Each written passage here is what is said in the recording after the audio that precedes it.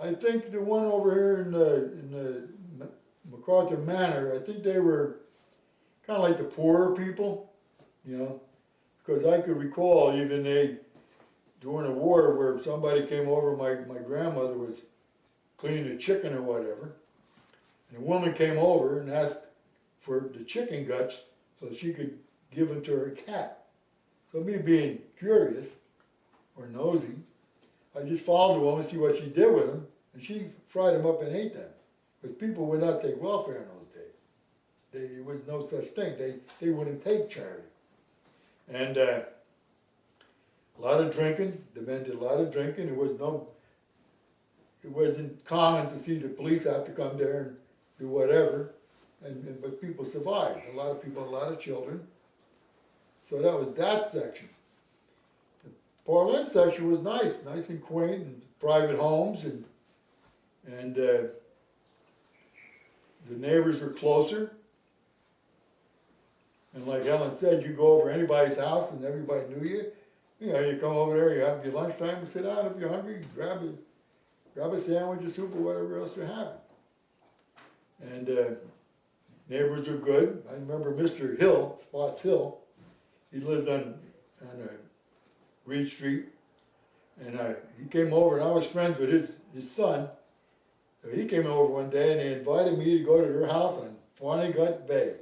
I mean, they had their own home. Just imagine that. And they built their home, and it was a Cape Cod. And I remember watching it. I never thought it was so exciting, digging the foundation stuff. And Mr. Hill had a Jeep. Well, eventually I got myself a Jeep because it was in my mind. So he invited me to go for a whole week down Barnegat Bay. And so I told my mother. So my mother had to go out and buy me 2 pairs of underwear because the only underwear I had holes in it. But who saw underwear, see? But now I was going, and that's what you slept in those days. So I had and she didn't want to be embarrassed. So so I went down there. And I never forgot that, never.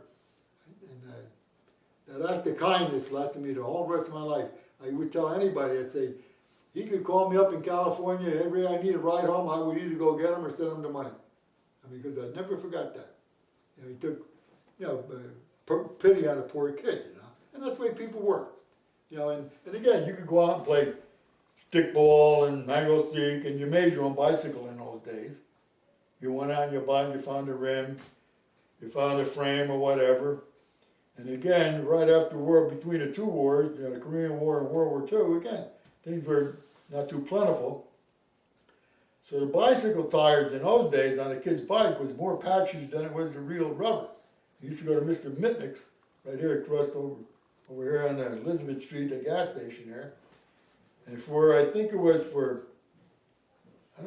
for a nickel you could get a regular patch, like a cold patch. Maybe for 10 cents more you get a hot patch, which was better. Then again, you made your slingshots and your rubber guns and stuff like that. So you made then we used to skydive. Now this is over here in the Parlin section. And that was good because it was all kinds of woods. And I think we must have dug up 14 miles of woods playing soldier, marine and stuff and making pillboxes and stuff. Because don't forget, during your life, all you knew was war. Your heroes were war heroes, you know, and stuff like this. And between World War II and Korea, it was only 5 years difference. So you grow up in a war world. And then we used to skydive before the word was ever coined. We used to climb up, we used to get, even in the summer, we would dress up in, you know, of course our dungarees and put on gloves, hats, winter hats, and scarves across your face. Because what we would do, we would go up and climb the oak trees, which would be 30 or 40 feet up in the air, and the briars would be so thick, they would go almost that far. And then we would just jump off the trees like a flying squirrel and into the briars. And that's the reason we wore it, to not to get scratched, and it would cushion your fall. I mean, that's the way we played in those days.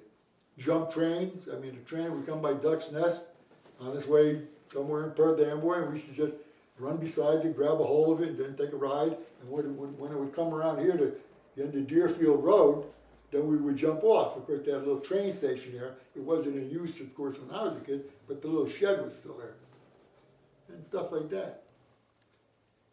Your chores back in World War II, girls had their own chores, but the boys' chore, you had to come down and you'd get there and you would have to shake the stove, and that was, they used to call it banked, and then get it going again. Then you would have to take the ashes from underneath. When you shook this thing, the ashes fell down, so you would have to take the ashes and put them outside someplace on a pile. Later on, when it cooled, then you went through it to pick the unburnt, still usable coal out of the ashes. And the ashes were good for like a day like the weather that's coming, throw it on the snow so it wouldn't skid. Your other job was, once they put the ice in the ice box, of course this ice would melt. So somebody had to empty that container that had the water in it from the melting ice. That was another job for the boys. She talked about her first communion. My first communion, I can remember. My brother and I made it at the same time. And got up that morning and, you know, you would actually, well, sometimes it was so cold in the house that you would actually have to scrape off your bedroom window to look outside to see what the weather was, because you had frost on the inside. You could see like stalactites and stalagmites hanging from your ceiling and stuff like that. And rarely you slept alone, because most people had big families, little space, and it kept you warm also, sleeping. You never slept. I remember when I went to the Marine Corps, guy said, "That's your bed." I said, "Who have to share it with?" "Nobody." I said, "My own bed, are you kidding me?"